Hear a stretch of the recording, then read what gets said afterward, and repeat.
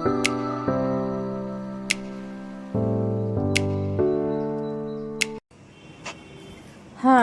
அஸ்ஸலாமு அலைக்கும். ஃபார்சி சல்வார் எப்படி மெஷர்மெண்ட் இருக்குதுன்னு பார்க்கலாமா? வாங்க வீடியோக்குள்ளே போகலாம்.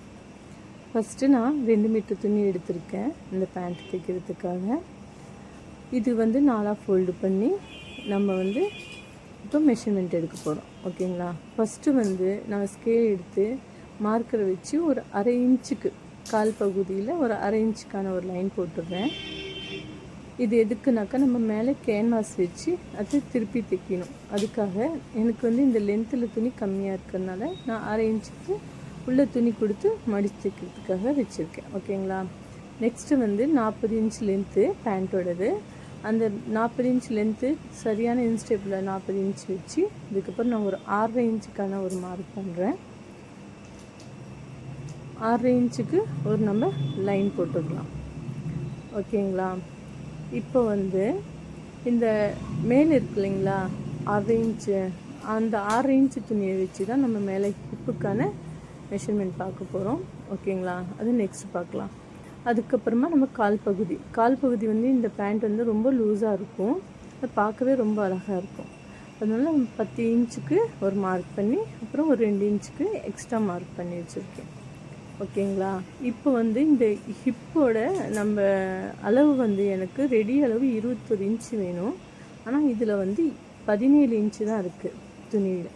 ஓகேங்களா? ஏன்னா இந்த துணி பண்ணா கம்மின்றதுனால இப்போ 17 இன்ச் இருக்குது. இதுக்கு எனக்கு 21 இன்ச் வேணும் இல்லைங்களா? அதுக்காக நம்ம 4 இன்ச்சு எக்ஸ்ட்ரா ஜாயின் பண்ணணும் துணி. அதுக்கப்புறம் நம்ம மேலேருந்து நம்ம இந்த கல்லிக்கான அளவு 8 இன்ச்சு வச்சுக்கணும். 8 இன்ச்சு வச்சுட்டு இப்போ பாருங்கள், 8லேருந்து எனக்கு எக்ஸ்ட்ரா ஒரு 4 இன்ச் வேணும் இல்லைங்களா? அந்த 4 இன்ச்சுக்கு மெஷர்மெண்ட் வச்சு அப்போ அதுலேருந்து கீழே ஒரு 3 இன்ச்சுக்கு ஒரு மார்க்கு. அது எப்படின்னாக்கா நம்ம துணி ஜாயின் பண்ணும்போது கரெக்டாக அந்த கல்லியில் மெஷர்மெண்ட் அங்கே அடிப்படும். அதுக்காக நம்ம எக்ஸ்ட்ரா துணி வச்சு நம்ம நான் அந்த லாஸ்ட்டில் உங்களுக்கு காமிச்சிருக்கேன். அதை நீங்கள் பார்த்தீங்கன்னாக்கா உங்களுக்கு அந்த டவுட் கிளியர் ஆகிடும். ஓகேங்களா? அதுக்கப்புறமா நம்ம ஸ்கேல் வச்சு நம்ம லைன் போட்டுடலாம். இது தைச்சதுக்கப்புறம் பார்த்திங்கன்னா ரொம்ப ஃபினிஷிங் ரொம்ப சூப்பராக இருக்கும். போட்டாலே அவ்வளோ அழகாகவும் இருக்கும். நீங்கள் ட்ரை பண்ணி பாருங்கள். ஏதாவது டவுட் இருந்தால் எனக்கு கமெண்ட் பண்ணுங்கள். ஞாபகமாக சப்ஸ்கிரைப் பண்ணுங்கப்பா. ஓகேங்களா? இப்போ நம்ம இந்த மார்க் பண்ணியிருக்குது இல்லைங்களா, அதை நம்ம கட்டிங் பண்ணி நம்ம இந்த பீஸ் எல்லாம் எடுத்து வச்சிடலாம். ஓகேங்களா? இப்போ நான் காமிக்கிறேன் பாருங்கள், அது எக்ஸ்ட்ரா பிட்டு எப்படி ஜாயின் பண்ணுறதுன்னு.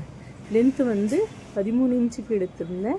அதில் ஒரு 5 இன்ச்சுக்கு வச்சு இந்த மாதிரி நான் கட்டிங் பண்ணி எடுத்துட்டேன். ஓகேங்களா? ஏதாவது டவுட் இருந்தால் கமெண்ட் பண்ணுங்கள். இதோட ஸ்டிச்சிங் வீடியோ கண்டிப்பாக வரும். அஸ்ஸலாமு அலைக்கும்.